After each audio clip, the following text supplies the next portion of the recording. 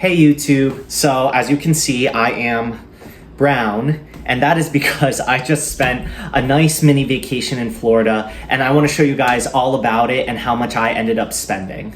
So if you don't know me, my name is John and my YouTube channel is all about financial independence, personal finance, and ultimately financial freedom. So I always thought that traveling was just something that I wanted to do at some point in my life, but after, going through the pandemic this year, I realized that we have to live for today. There has to be a balance between shoveling all of our money in investments and living for the moment. So I decided to take a 4-day trip into Florida.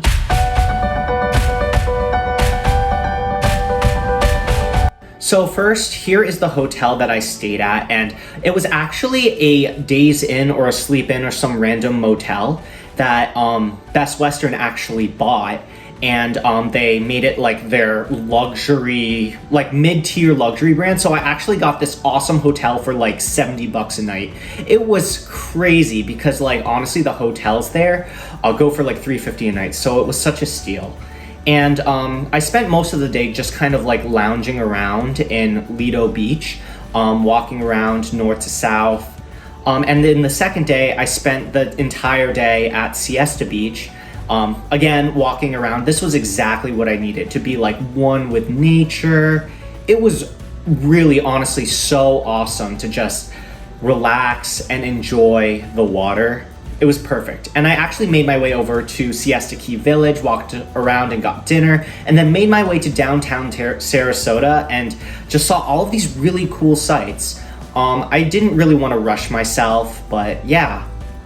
And then in the third day, I spent most of the day in St. Pete, so I actually had to Uber out there. And if you're wondering who took all of these pictures of me, fun story, it's really fun asking random people to just take pictures of you, but that's my personality, I guess. And I even made friends with my Uber driver who took some photos of me.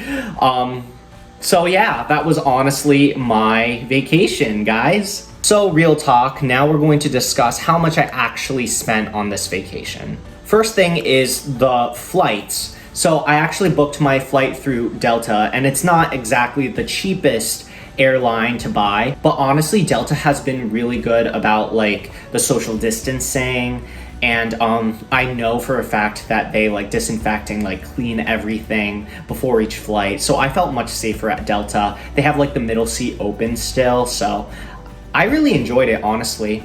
So I was willing to pay a little bit higher, and I ended up spending $276.40 for a round trip ticket to and from New Jersey. The next thing I did was book that hotel that I talked about earlier, and it was just crazy, the price. I really lucked out on it, and I actually booked through the Delta portal, so I even got more of a discount. So the hotel for 4 days and 3 nights cost me $273.21. The next item on the list is ride-sharing apps. So one thing that I could have done to save money was honestly get a rental car, but there were no rental cars available because I guess everybody had the same idea to get a rental car.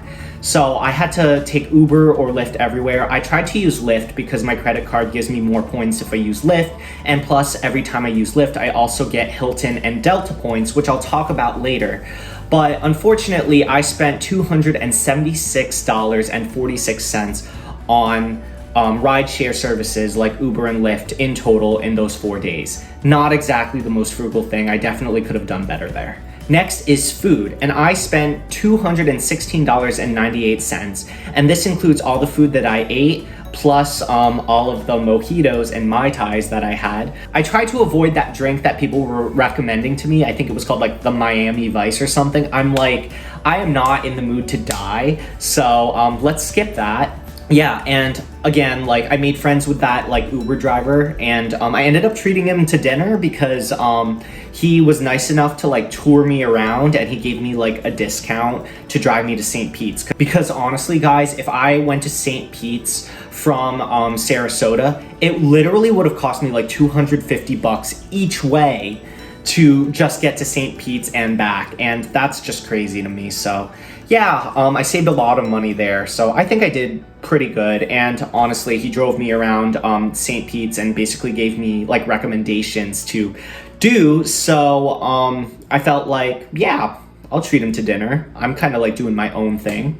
And the last part of the budget is some miscellaneous stuff. So this is just like attractions and like things I did, things that I bought, souvenirs and whatnot. And I spent $280.52.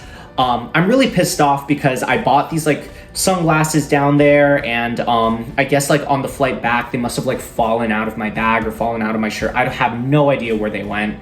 But yeah, I spent like 280 bucks there. So in total, for 4 days and 3 nights in Florida, I spent $1,323.57 for myself. And honestly, guys, no regrets. I had such a good time. It is so empowering to travel on your own and just, I don't know, like find yourself, you know, like there's no pressure like to like appease anybody else, not your friends or your family or whoever you're dating. Like you could just go out and do you, and it's so freeing.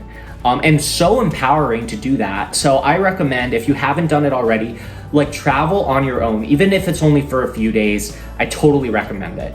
Now, I mentioned earlier that I booked a bunch of stuff through Delta, and I also mentioned that using Lyft, I got Hilton and Delta points. So I'm just gonna talk about like the rewards that I actually ended up getting back during this trip that I took.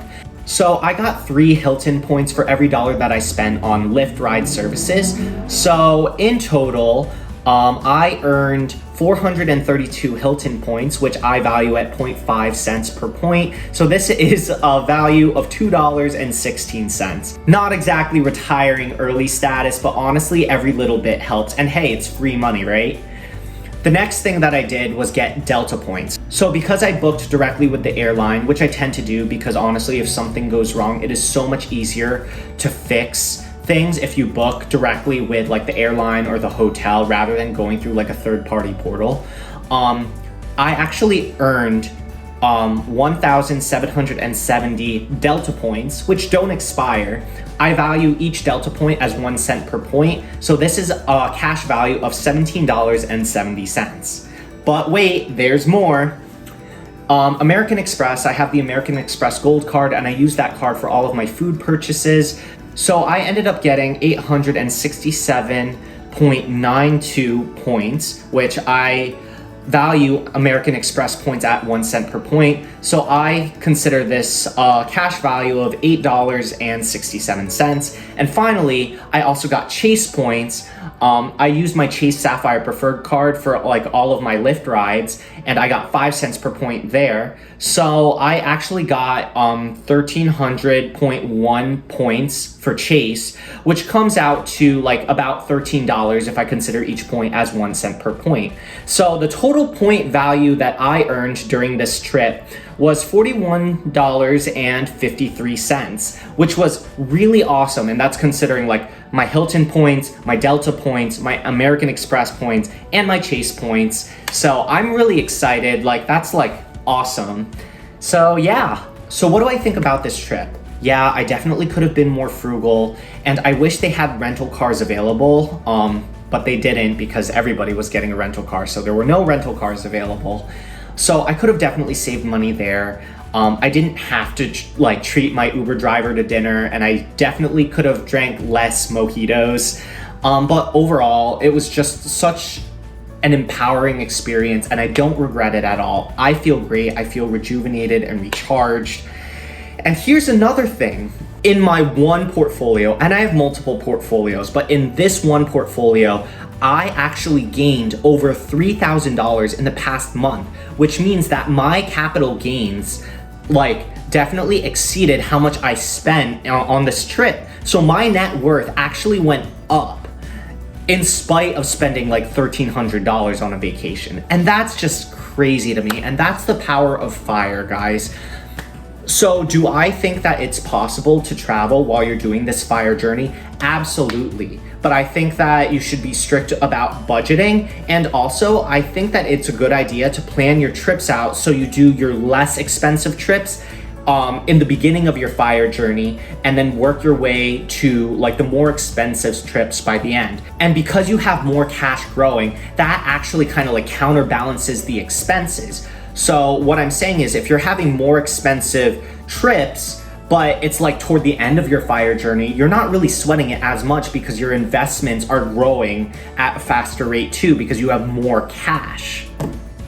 So yeah, guys, that's what I have to say about that. I don't regret this experience at all. Yes, I could have been more frugal, but we only live once, and that's like the reason I'm doing this fire journey, you know? Like living so intentionally. So yeah, that's what I have to say about that. I definitely plan on using more travel points to pay for like my future vacations. And I also plan on traveling more, and I'm going to start with like the less expensive vacations for the reasons that I explained to you guys earlier, even if it's just something small, because we only live once. All right, guys, thanks for watching. Bye.